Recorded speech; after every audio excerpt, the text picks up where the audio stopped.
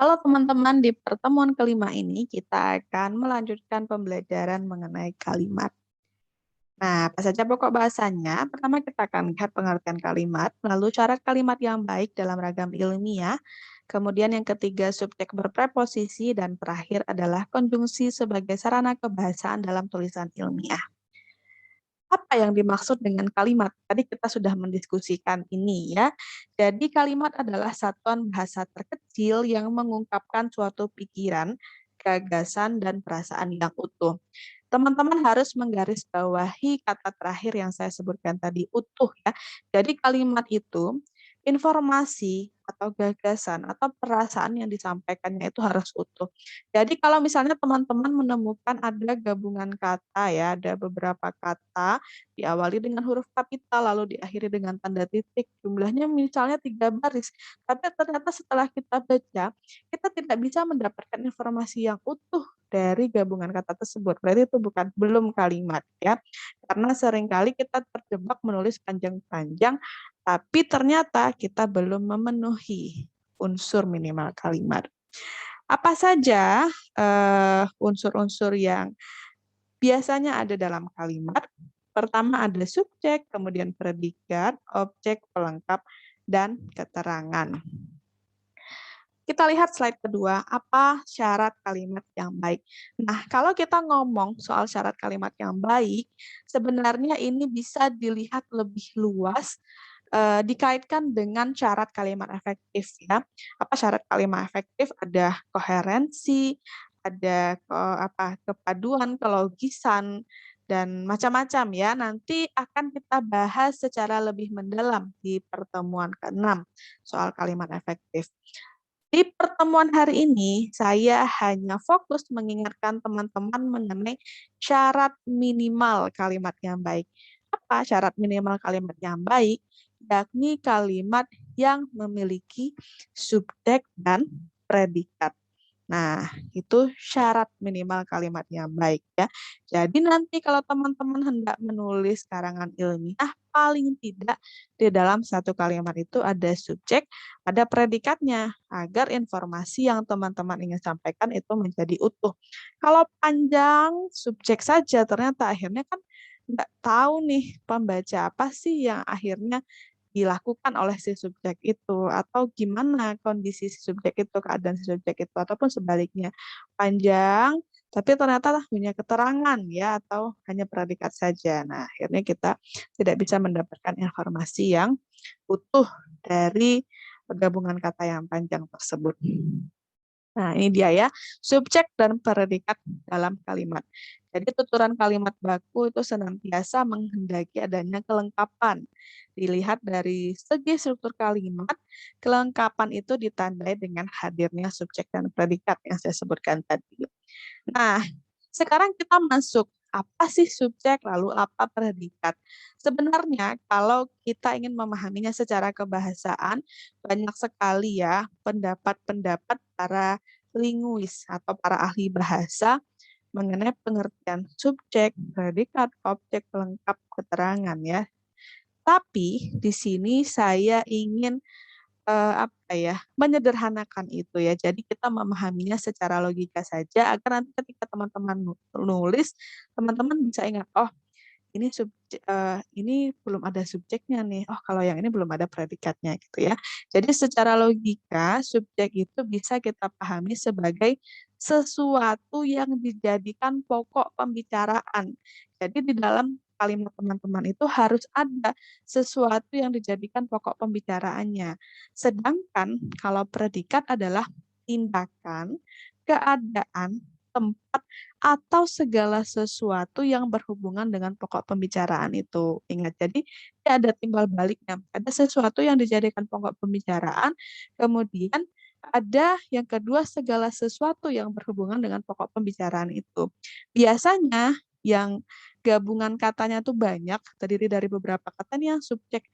Jadi panjang lebar. Nah, ternyata itu baru subjeknya, baru sesuatu yang dijadikan pokok pembicaraan, tetapi belum ada ditunjukkan apa yang kemudian tindakan yang dilakukan oleh si pokok pembicaraan ini, atau bagaimana keadaannya, bagaimana tempatnya, atau bagaimana segala sesuatu yang berhubungan dengan si pokok pembicaraan ini. Nah, itu subjek dan predikat. Kita lihat di slide ada 4 contoh kalimat ya. Contoh kalimat yang pertama, mereka sedang bekerja. Lalu yang kedua, para mahasiswa akan mengadakan studi banding. Yang ketiga, semua perlengkapan sudah di sana. Dan yang keempat, seluruh pasien kecelakaan pesawat terbang itu sudah sehat. Nah, di sini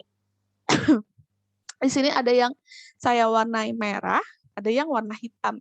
Yang warna merah ini adalah subjeknya, sesuatu yang dijadikan pokok pembicaraan. Mereka, para mahasiswa, semua perlengkapan, dan yang terakhir adalah seluruh pasien kecelakaan pesawat terbang itu.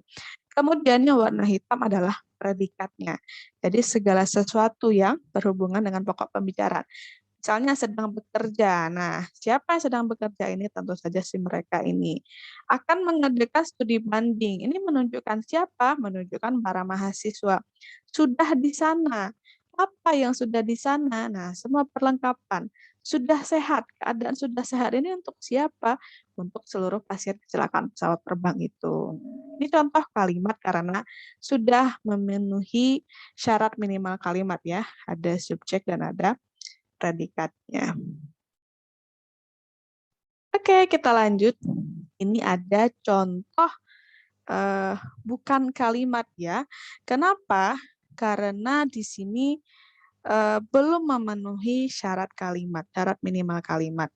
Meskipun secara ortografis itu maksudnya secara apa ya? Menurut bentuk secara tertulis ya. Tuturan ini terlihat seperti kalimat karena sudah ada karena diawali dengan huruf kapital, kemudian diakhiri dengan tanda titik, lalu ada kata-kata yang terdapat di dalamnya ya. Coba kita baca. Penemuan Seliger tahun 1979 bahwa tidak ada hubungan antara penampilan bahasa dengan penguasaan aturan.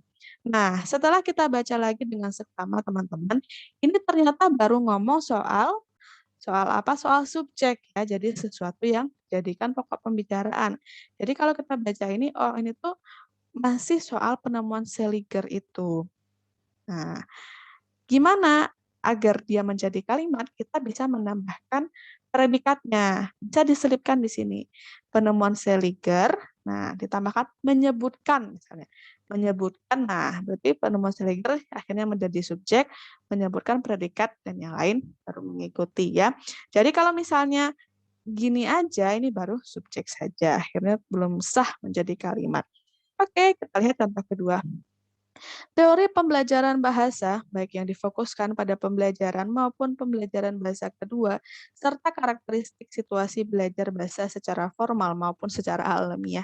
Ini juga panjang sekali, diawali huruf kapital, diakhiri dengan tanda titik, tapi ternyata belum sah menjadi kalimat, karena ini juga masih subjeknya saja. Jadi ini masih berbicara soal teori pembelajaran bahasa saja ya, belum ada predikatnya. Ini harus ditambahkan predikatnya.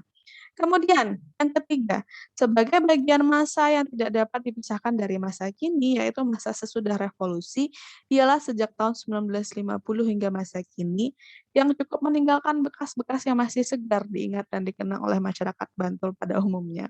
Ini bacanya sesak nafas ya kita karena terlalu panjang, tapi tidak jelas apa yang disampaikan sebenarnya oleh penulis di sini. Jadi ini juga belum sah menjadi kalimat. Apalagi ini hanya diawali dengan kata sebagai ya, berarti ini menunjukkan keterangan saja. Teman-teman harus bisa merevisi ini agar sah menjadi kalimat. Oke, kita lanjutkan. Subjek berpreposisi. Apa preposisi kata depan ya?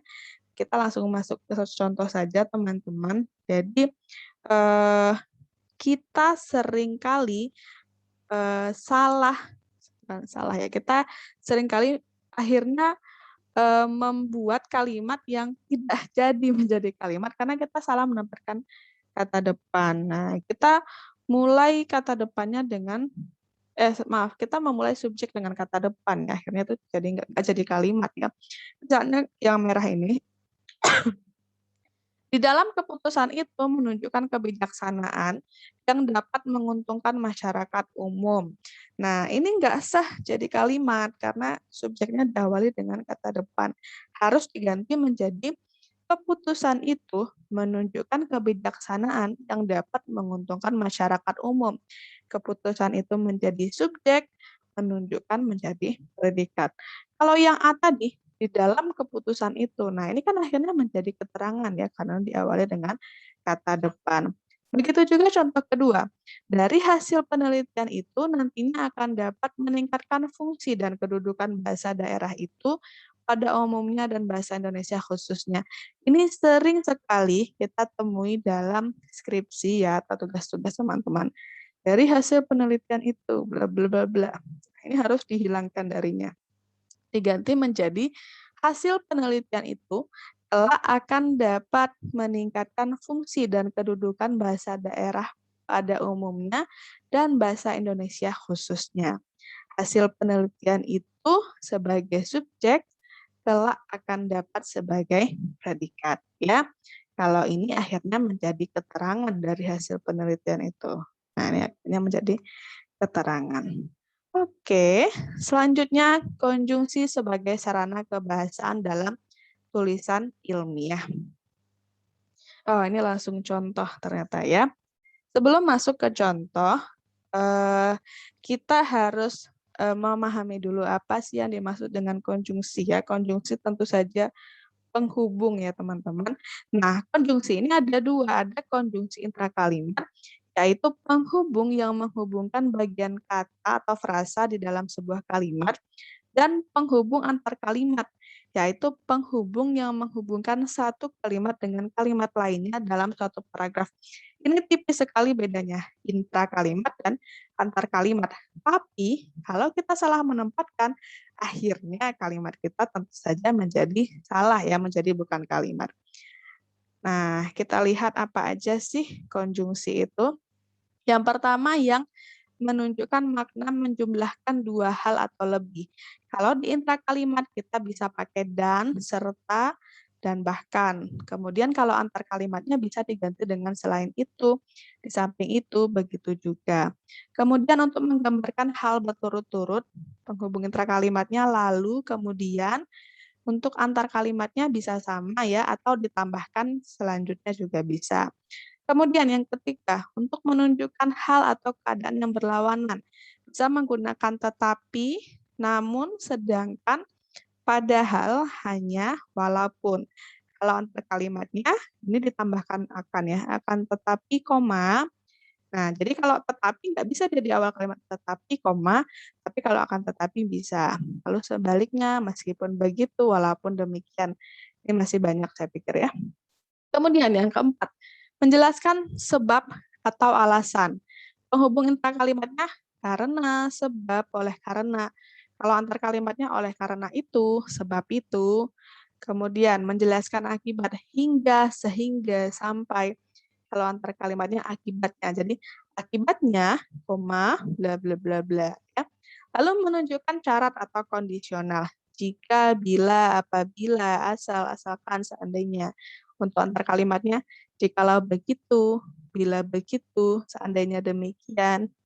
Kemudian, menjelaskan tujuan atau harapan agar supaya biar untuk itu sehubungan dengan hal itu ya. Kalau menggambarkan isi intra kalimatnya bahwa, kalau antar kalimatnya demikianlah. Nah, kalau bahwa ini kan di dalam nih nanti menunjukkan bahwa gitu ya. Kalau antar kalimatnya demikianlah, koma gitu. Kalau yang menggambarkan pengecualian, kecuali, selain. Saya belum menemukan nih penghubungan terkalimat. Ini silakan teman-teman kalau ada yang menemukannya. Dan yang terakhir menjelaskan waktu atau kapan terjadinya suatu peristiwa. Penghubung antara kalimatnya ketika, waktu, pada, saat, sambil, sementara, sesudah, setelah, sejak, hingga, sampai. Banyak sekali ya. Dan untuk antar kalimatnya ketika itu, waktu itu, sebelum itu, sesudahnya, dan lain-lain. Ini banyak yang saya tidak masukkan di sini teman-teman. Nanti kita bisa eksplorasi bersama-sama untuk membedakan mana penghubung intra kalimat dan mana penghubung antar kalimat. Oke, ini dulu materinya, kita lanjut diskusi seperti biasa ya.